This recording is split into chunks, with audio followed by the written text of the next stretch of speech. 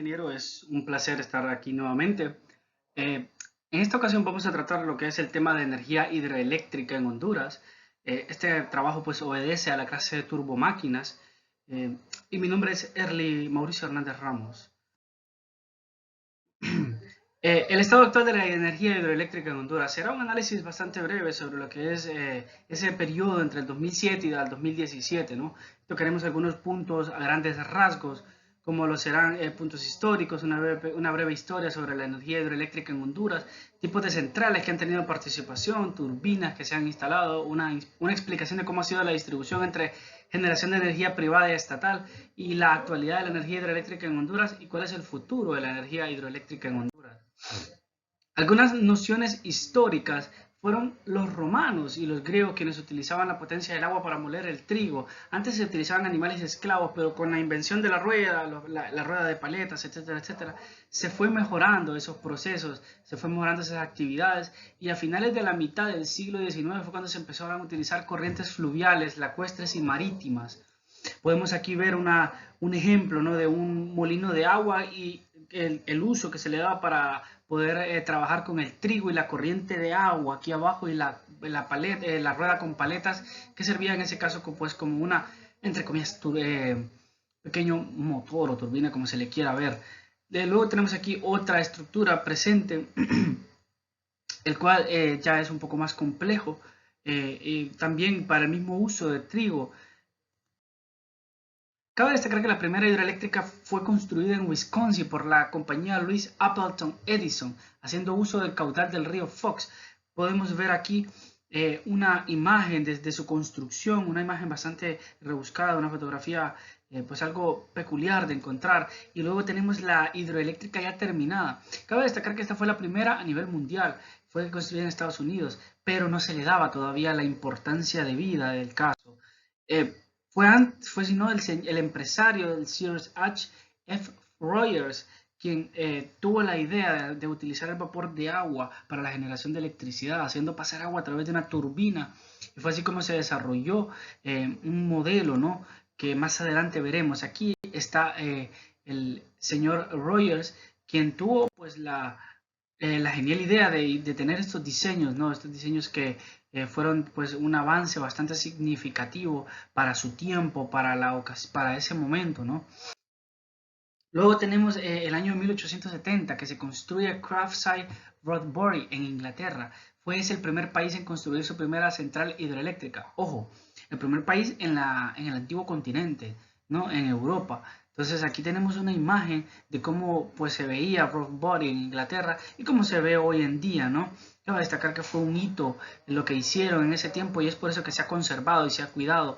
¿Y cuál fue su común denominador? Pues esa rueda, ¿no?, que trabajaba por medio de, aprovechando la corriente fluvial del agua que había en ese momento, ¿no? Luego nos vamos al año 1879, pues un hito también muy importante en la historia de la energía hídrica y es el uso de las cataratas del Niágara, y así nacen las Niagara Falls, o también conocida como la ciudad de Ontario el día de hoy, a día de hoy, ¿no? Y fue la primera ciudad iluminada por energía hidroeléctrica. Fue allí cuando Estados Unidos tomaría y reconocería el verdadero valor de las energías renovables. Aquí hay una fotografía de Ontario y aquí en un píxel muy pequeño podemos ver las cataratas del Niágara. Luego nos vamos a Honduras. Honduras, lo que marcó el hito fue la compañía Harsa Engineering Company, creada el 20 de febrero del 57, ¿no? Esta compañía pues se encargaba de todo, de producir, transmitir, distribuir y hasta comercializar la energía eléctrica. Y su primer acto fue hacer un análisis exhaustivo del lago de Yohoa y su capacidad para generar energía eléctrica. Y fue eso lo que sentó las bases del estudio de la represa hidroeléctrica Cañaveral, mejor conocida como Río Lindo, que cabe destacar que Río Lindo y Cañaveral son dos hidroeléctricas diferentes. Aquí hay una foto de Cañaveral y como podrán ver, Cañaveral y Río Lindo fueron los dos proyectos claves de aquella empresa. Fueron impulsados de la mano del gobierno, gracias a cómo estaban construidas, que estaban construidas con 3 líneas de transmisión y subestaciones de alto voltaje para poder conectar las centrales con principales centros de consumo. Nace el Sistema Interconectado Nacional, que aquí hay una fotografía, ¿no? Entonces, Cañaveral fue empezada a construir en el año 64, gracias a los estudios anteriores. Hay que destacar y sobresaltar que iban a ser tres, iban a ser Cañaveral, Río Lindo y San Buenaventura, pero por estudios geológicos se determinó descartar San Buenaventura porque no era viable el proyecto. Luego está la represa hidroeléctrica El Cajón. El Cajón, pues, fue la empresa que el proyecto que más ha sido ambicioso, ¿no? El que se ha llevado a cabo en Honduras, el más representativo y significativo, y fue llevado a cabo por la compañía Motor Columbus Ingenieros Consultores de Suiza, también en conjunción con Engineering Company en algunas cuestiones logísticas y de planos, ¿no? Se comenzaron en 1967 y se diagnosticó que el proyecto era el de mejor factibilidad de entre tantos, ¿no? Se empezaron sus obras el 15 de junio de 1980 bajo dos consorcios, Selca y Coninca. Dentro de estos dos consorcios hay una gran cantidad de empresas que fueron las que se encargaron de la cuestión logística, de la cuestión de montar, la cantidad de personal, la cantidad de llevar a cabo el trabajo, el mantenimiento, etcétera, etcétera. Hay que notar que el Cajón tiene 4 turbinas Francis verticales de Suiza. Estas empezaron a funcionar el 15 de junio de 1985 y la planta genera 1.050.000 kilovatios hora y presenta mayores demandas entre los meses de marzo y abril por el calor. Recordemos que ante todo sistema de potencia, de distribución, generación, etcétera, etcétera, el calor es un gran problema y es lo que más genera consumo, ¿no? Entonces el Cajón recibe cada 8 semanas una visita y se le cuida, ¿no? La excitación del rotor por medio de sus carbones, y para las turbinas se les hace una inspección una vez al año para ver qué material o elemento hay que cambiar.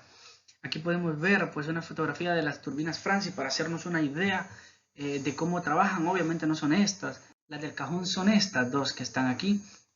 Son fotografías algo diferentes, pero son las turbinas Francis que el Cajón maneja. Y también maneja una instrumentación algo bastante peculiar, ¿no? Que es el nivel del embalse en tiempo real y los sensores de las 4 turbinas. ¿Por qué estos dos elementos? Bueno, los sensores sirven para saber en qué estado está trabajando las turbinas. ¿Por qué? Porque el uno va tomado de la mano con el otro. ¿En qué? Bueno, al saber el nivel del embalse, el tiempo real, se cuidan los niveles tolerables, tanto nivel bajo como nivel alto de la represa. Si está muy baja, las turbinas se pueden dañar por cualquier sedimento que entre en ellas. Y si está muy alto, puede generar problemas a las zonas aledañas al lugar. Luego tenemos un evento que marcó, ¿no?, el hecho de que se presionara a Motor Columbus Company y a Engineering Company para que terminaran el Cajón, y fue el atentado del Movimiento Popular de Liberación Cinchonero.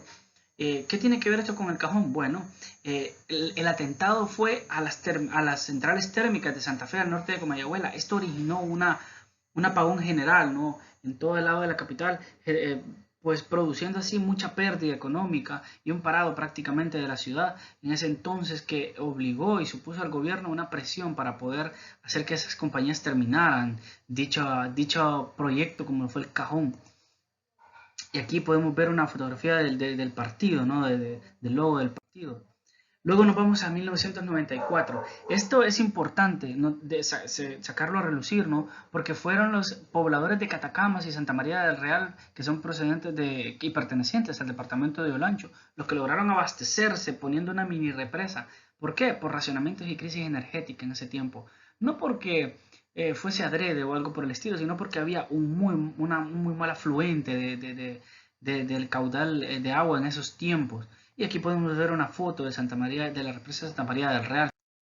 Luego está 1998, un año que marcó pues al país y que también afectó mucho a la energía, a la producción y a los proyectos que se iban a implementar de energía hídrica en ese momento. ¿Por qué? Pues por la venida del huracán Mitch supuso una gran pérdida de vidas y problemas económicos en infraestructura y todo lo demás. Entonces eso generó que muchos proyectos se encabetaran. Después de eso, hay que destacar que Honduras estaba destinada a ser la proveedora del área, ¿no?, con esos proyectos tan ambiciosos que tenía, pero ante la caída de la crisis, por estas cuestiones del paso del Mitch, se engavetaron muchos proyectos y Honduras tuvo que firmar muchos contratos para poder salir a flote con abastecer energía eléctrica a su población, De estos 409 megavatios que se tenían en capacidad instalada, 29 son de Cañaveral, 80 de Río Lindo y 300 megas son del Cajón.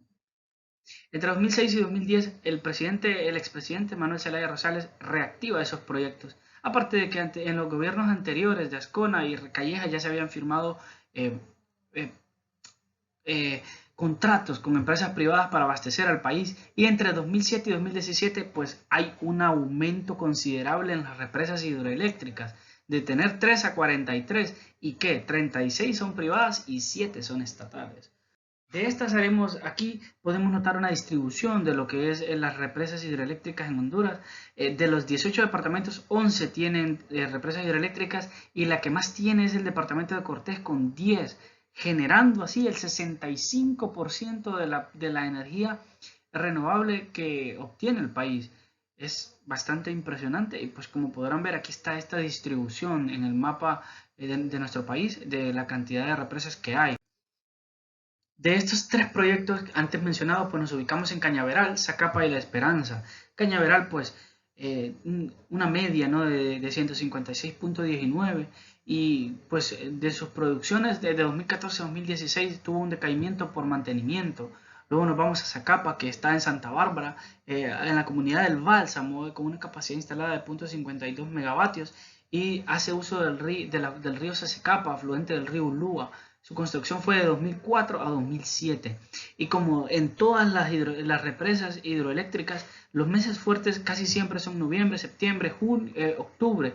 A veces son de julio a octubre por la cantidad de lluvias que hay.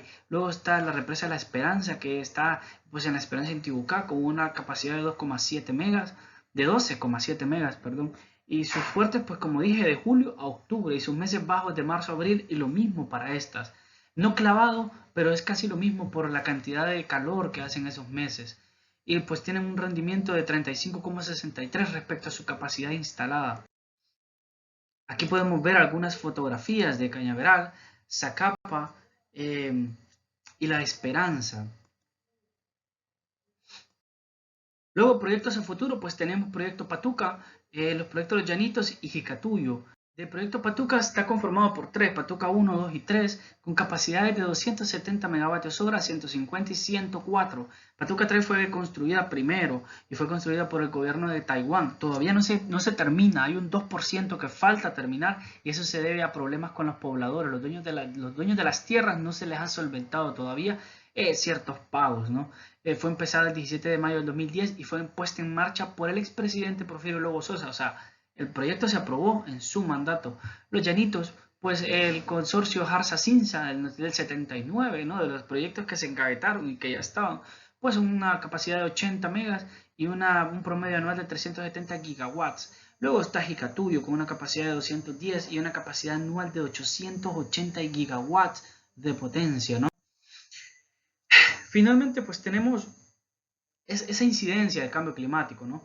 De la mano del Banco Interamericano de Desarrollo, BID, de la Comisión Económica de las Américas y del Caribe, CEPAL, y de la Secretaría de Integración Económica Centroamericana, SIECA, se realizó el estudio de varios puntos de cómo los cambios climáticos afectan a las represas hidroeléctricas. Y pues esto se hizo como punto de referencia, como un ápice para poder tomarlo en cuenta en futuros proyectos de represas hidroeléctricas. Y uno de ellos es que la generación se ve afectada por el cambio climático, obvio. En sequía, el embalse baja y puede dañar la represa, las turbinas, como antes se dijo. En aumento de embalse, puede dañar a las zonas aledañas. La generación de energías renovables es una vía eficiente en costos y recursos. Toda la vida, la energía renovables es lo mejor que se puede desarrollar en un país. A veces hay que hacer unas inversiones algo altas, dependiendo del proyecto y qué tanta magnitud quiere que se tenga, pero se recupera rápido, ¿no? Es muy eficiente, es muy rentable un proyecto de recursos renovables, de energías renovables mediante recursos renovables. Y como decía antes, el exceso de precipitación, pues en la capacidad de almacenamiento de una presa, puede provocar el desbordamiento de caudales o provocar daños inmensos en las inundaciones río abajo. Luego tenemos las regiones más pobres de Centroamérica, son las que más padecen las consecuencias, por ser las más vulnerables, con menos infraestructura, y porque son más frágiles, por corrupción, la falta de disposición en inversión, en mantenimiento de los que ya están. Y finalmente, no hay industria inmune a riesgos del cambio climático en cualquier parte del mundo. Siempre va a ser así. No importa qué tan preparada esté una instalación, qué tan bien diseñada, pensada, siempre dará problemas. Y pues nada, simplemente más que agradecer, espero la presentación haya estado a las expectativas de lo que esperaba y simplemente despedirme. Un gusto.